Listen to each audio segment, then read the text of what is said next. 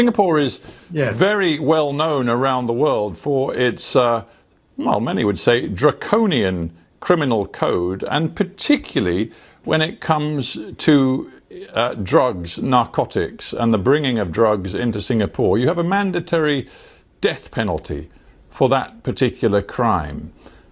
Do you have any doubts at all that that is the right policy? I don't have any doubts. Capital punishment is one aspect of a whole series of measures that we have to deal with drug abuse problem. It's imposed on drug traffickers, and it's imposed because there is clear evidence that it's a serious deterrent for would-be drug traffickers. Trafficker wants to make money. He, is damaging the lives of drug users, their families, damaged, often seriously destroyed. And look at the context. We are talking about saving lives. What do I mean?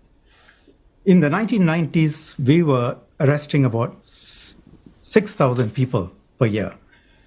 30 years later, today, there are more drugs around the region. Singapore is wealthier. Afghanistan and Myanmar are among the largest producers of drugs in the world. We are a logistics center. We would be completely swamped. The UNODC said that, this place is swimming in meth, and a record haul of 1 billion meth tablets were seized in Southeast Asia. Yeah, you keep painting this situation. But the fact is that one of the most high-profile cases that your system has dealt with in the last few months is that of an individual from Malaysia, Naga Damalingam, who was caught with the equivalent of 3 tablespoonfuls of heroin as he entered Singapore. He has an IQ of 69. Medical experts say that represents intellectual disability. And after more than a decade on death row, you hanged him. Does that seem proportionate and compassionate to you? You've got your facts wrong.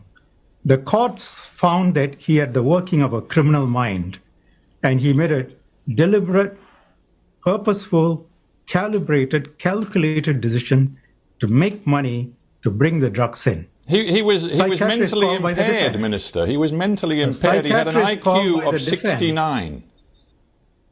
Psychiatrists called by the defense agreed and confirmed that he was not intellectually disabled.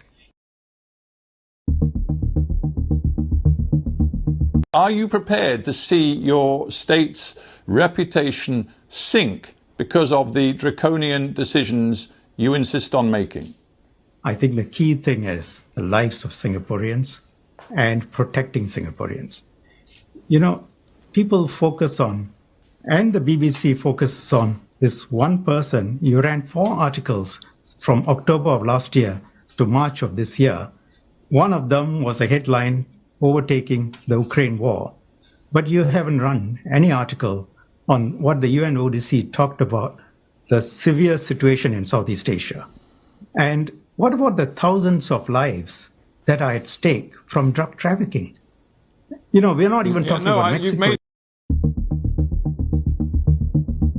You made the case. You made the case, Minister. Let me just make this point, Mr. Sacker. I think the media reporting and all the things that you've quoted make this point, that a single hanging of a drug trafficker, to misquote a well-known quote, a single hanging of a drug trafficker is a tragedy. 1 million deaths from drug abuse is a statistic. I think that's what this shows. So that's your frame. Your frame is that you are saving lives because illegal drugs cost lives. And I can prove it. No, fine. I can prove it. So that's your frame for that particular aspect of your social policy. What is the justification for it? No, let's move on now. Let's move on from drugs to another aspect of your social policy.